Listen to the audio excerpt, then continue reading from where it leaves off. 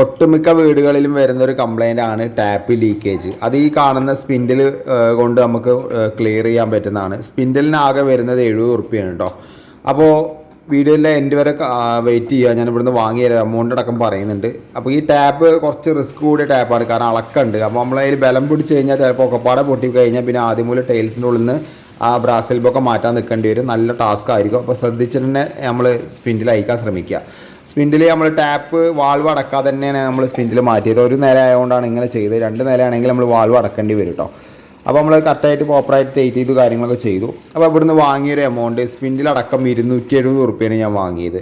അപ്പോൾ പലരും ചോദിക്കും എന്തിനാണ് ഇത്ര എമൗണ്ട് വാങ്ങിയിരിക്കുന്നത്. ശരിക്കും 200 റുപ്യാണ് നമ്മളെ സർവീസ് കോസ്റ്റ്. ആദ്യം നമ്മൾ വന്ന് ആ സൈറ്റിൽ പോയി നോക്കി കംപ്ലയിൻറ്റ് എന്താണെന്ന് മനസ്സിലാക്കി തിരിച്ച് ഷോപ്പിൽ പോയി അത് വാങ്ങിക്കൊടുന്ന് അത്രയും ടൈം നമുക്ക് സ്പെൻഡ് ചെയ്ത് വന്നു. കുറച്ച് ദൂരം കൂടി ഉണ്ടായിരുന്നു. അതുകൊണ്ടാണ് ഞാൻ ഈ എമൗണ്ട് വാങ്ങിയത്. അഭിപ്രായങ്ങൾ കമൻറ്റ് ചെയ്യുക.